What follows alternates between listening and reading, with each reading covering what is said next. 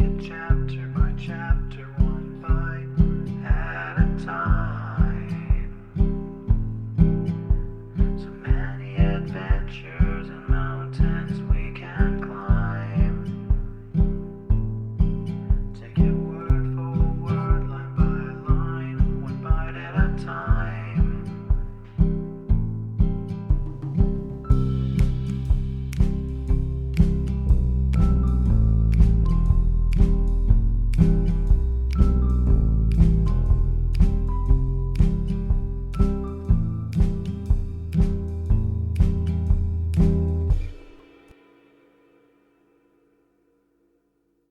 Welcome to Bite at a Time Books, where we read you your favorite classics one bite at a time. My name is Bree Carlile, and I love to read, and wanted to share my passion with listeners like you. If you want to know what's coming next and vote on upcoming books, sign up for our newsletter at biteatatimebooks.com. You'll also find our new t-shirts in the shop, including podcast shirts and quote shirts from your favorite classic novels. Be sure to follow my show on your favorite podcast platform so you get all the new episodes. You can find most of our links in the show notes. But also our website, biteatatimebooks.com, includes all of the links for our show, including to our Patreon to support the show, and YouTube, where we have special behind the narration of the episodes. We're part of the Bite at a Time Books Productions Network. If you'd also like to hear what inspired your favorite classic authors to write their novels, and what was going on in the world at the time, check out the Bite at a Time Books Behind the Story podcast, wherever you listen to podcasts. Please note, while we try to keep the text as close to the original as possible, some words have been changed to honor the marginalized communities who've identified the words as harmful, and to stay in alignment with Bite at a Time Books' brand values. Today we'll be continuing The Strange Case of Dr. Jekyll and Mr. Hyde, by Robert Louis Stevenson. Dr. Lanyon's narrative. On the 9th of January, now 4 days ago, I received by the evening delivery a registered envelope, addressed in the hand of my colleague and old-school companion, Henry Jekyll. I was a good deal surprised by this, for we were by no means in the habit of correspondence. I had seen the man, dined with him, indeed, the night before, and I could imagine nothing in our intercourse that should justify formality of registration. The contents increased my wonder, for this is how the letter ran. 10th December, 18. Dear Lanyon, you're one of my oldest friends, and although we may have differed at times on scientific questions, I cannot remember, at least on my side, any break in our affection. There was never a day when, if you had said to me, Jekyll, my life, my honor, my reason depend upon you, I would not have sacrificed my left hand to help you. Lanyon, my life, my honor, my reason are all at your mercy. If you fail me tonight, I am lost.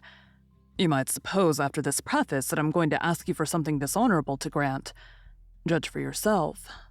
I want you to postpone all other engagements for tonight.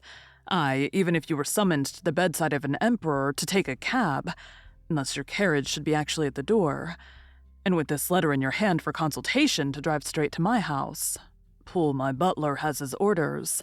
You'll find him waiting your arrival with a locksmith. The door of my cabinet is then to be forced, and you're to go in alone. To open the glazed press, letter E on the left hand, breaking the lock if it be shut, and to draw out, with all its contents as they stand, the fourth drawer from the top, or which is the same thing, the third from the bottom. In my extreme distress of mind, I have a morbid fear of misdirecting you, but even if I am in error, you may know the right drawer by its contents. Some powders, a file, and a paper book. This drawer I beg of you to carry back with you to Cavendish Square exactly as it stands. That is the first part of the service. Now for the second. You should be back if you set out at once on the receipt of this long before midnight, but I will leave you that amount of margin, not only in the fear of one of those obstacles that can neither be prevented nor foreseen, but because an hour when your servants are in bed is to be preferred for what will then remain to do. At midnight, then, I have to ask you to be alone in your consulting room, to admit with your own hand into the house a man who will present himself in my name, and to place in his hands the drawer that you will have brought with you from my cabinet. Then you will have played your part and earned my gratitude completely. 5 minutes afterwards, if you insist upon an explanation, you will have understood that these arrangements are of capital importance, and that by the neglect of one of them, fantastic as they must appear, you might have changed your conscience with my death or the shipwreck of my reason. Confident as I am that you will not trifle with this appeal, my heart sinks and my hand trembles at the bare thought of such a possibility. Think of me at this hour, in a strange place, laboring under a blackness of distress that no fancy can exaggerate, and yet well aware that if you will but punctually serve me, my troubles will roll away like a story that is told. Serve me, my dear Lanyon, and save your friend H.J. P.S. I'd already sealed this up when a fresh terror struck upon my soul. It is possible that the post office may fail me, and this letter not come into your hands until tomorrow morning. In that case, dear Lanyon, do my errand when it shall be most convenient for you in the course of the day. And once more expect my messenger at midnight. It may then already be too late. And if that night passes without event, you will know that you have seen the last of Henry Jekyll. Upon reading of this letter, I made sure my colleague was insane, but till that was proved beyond the possibility of doubt, I felt bound to do as he requested. The less I understood of this farrago, the less I was in a position to judge of its importance, and an appeal so worded could not be set aside without a grave responsibility. I rose accordingly from the table, got into a hansom, and drove straight to Jekyll's house. The butler was awaiting my arrival. He had received by the same post as mine a registered letter of instruction, and had sent at once for a locksmith and a carpenter. A tradesman came while we were yet speaking, and we moved in a body to old Mr. Denman's surgical theatre, from which, as you were doubtless aware, Jekyll's private cabinet is most conveniently entered. The door was very strong, the lock excellent. The carpenter avowed he would have great trouble and have to do much damage, if force were to be used, and the locksmith was near despair. But this last was a handy fellow, and after 2 hours' work, the door stood open. The press marked E was unlocked, and I took out the drawer, had it filled up with straw and tied in a sheet, and returned with it to Cavendish Square. Here I proceeded to examine its contents. The powders were neatly enough made up, but not with the nicety of the dispensing chemist, so that it was plain they were of Jekyll's private manufacture. And when I opened one of the wrappers, I found what seemed to me a simple crystalline salt of a white color. The phial to which I next turned my attention might have been about half full of a blood-red liquor, which was highly pungent to the sense of smell, and seemed to me to contain phosphorus and some volatile ether. At the other ingredients I could make no guess. The book was an ordinary version book, and contained little but a series of dates. These covered a period of many years, but I observed that the entries ceased nearly a year ago and quite abruptly. Here and there a brief remark was appended to a date, usually no more than a single word, double occurring perhaps 6 times in a total of several hundred entries, and once very early in the list and followed by several marks of exclamation, total failure, exclamation point, exclamation point, exclamation point. All this, though it whetted my curiosity, told me little that was definite. Here were a phial of some salt, and the record of a series of experiments that had led, like too many of Jekyll's investigations, to no end of practical usefulness. How could the presence of these articles in my house affect either the honor, the sanity, or the life of my flighty colleague? If his messenger could go to one place, why could he not go to another? And even granting some impediment, why was this gentleman to be received by me in secret? The more I reflected, the more convinced I grew that I was dealing with a case of cerebral disease. And though I dismissed my servants to bed, I loaded an old revolver, that I might be found in some posture of self-defense. 12 o'clock had scarce rung out over London ere the knocking sounded very gently on the door. I went myself at the summons and found a small man crouching against the pillars of the portico. "Are you come from Dr. Jekyll?" I asked. He told me yes by a constrained gesture, and when I had bidden him enter, he did not obey me without a searching backward glance into the darkness of the square.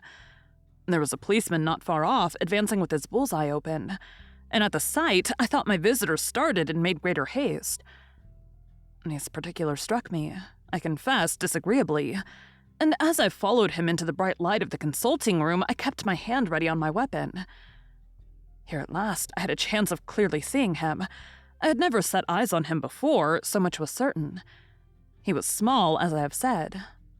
I was struck besides with the shocking expression of his face, with his remarkable combination of great muscular activity and great apparent debility of constitution, and, last but not least, with the odd subjective disturbance caused by his neighborhood. This bore some resemblance to incipient rigor, and was accompanied by a marked sinking of the pulse. At the time, I set it down to some idiosyncratic personal distaste, and merely wondered at the acuteness of the symptoms. But I've since had reason to believe the cause to lie much deeper in the nature of man, and to turn on some nobler hinge than the principle of hatred. This person, who had thus, from the first moment of his entrance, struck in me what I can only describe as a disgustful curiosity, was dressed in a fashion that would have made an ordinary person laughable. His clothes, that is to say, although they were of rich and sober fabric, were enormously too large for him in every measurement. The trousers hanging on his legs and rolled up to keep them from the ground, the waist of the coat below his haunches, and the collar sprawling wide upon his shoulders. Strange to relate, this ludicrous accoutrement was far from moving me to laughter. Rather, as there was something abnormal and misbegotten in the very essence of the creature that now faced me. Something seizing, surprising, and revolting.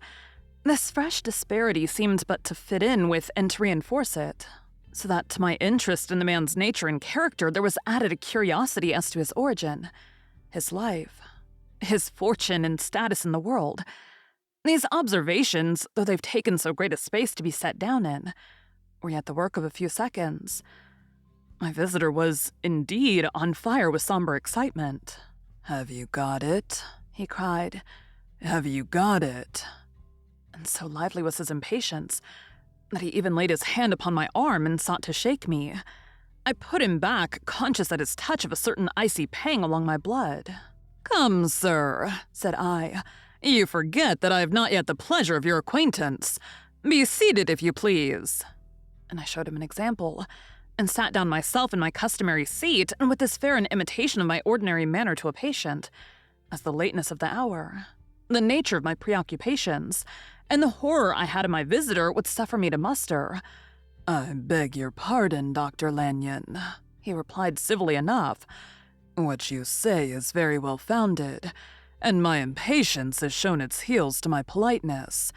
I come here at the instance of your colleague, Dr. Henry Jekyll, on a piece of business of some moment, and I understood."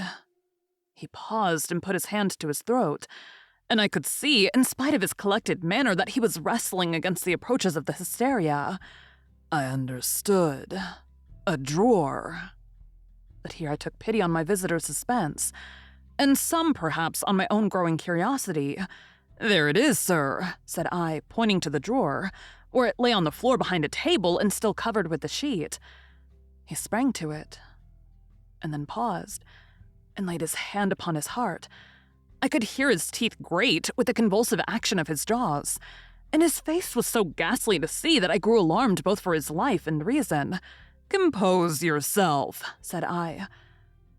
He turned a dreadful smile to me, and as if with the decision of despair, plucked away the sheet.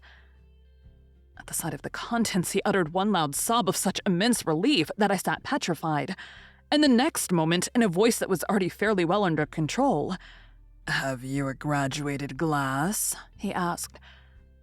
I rose from my place with something of an effort and gave him what he asked. He thanked me with a smiling nod, measured out a few minims of the red tincture, and added one of the powders. The mixture, which was at first of a reddish hue, began in proportion as the crystals melted, to brighten in color, to effervescence audibly, and to throw off small fumes of vapor. Suddenly, at the same moment, the ebullition ceased, and the compound changed to a dark purple, which faded again more slowly to a watery green.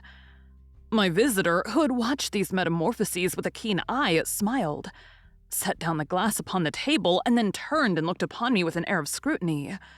"And now," said he, "to settle what remains. Will you be wise? Will you be guided? Will you suffer me to take this glass in my hand and to go forth from your house without further parley? Or is the greed of curiosity too much command of you? Think before you answer, for it shall be done as you decide. As you decide, you shall be left as you were before, and neither richer nor wiser, unless the sense of service rendered to a man in mortal distress may be counted as a kind of riches of the soul, or if you shall so prefer to choose, a new province of knowledge and new avenues to fame and power shall be laid open to you, here in this room, upon the instant, and your sight shall be blasted by a prodigy to stagger the unbelief of Satan.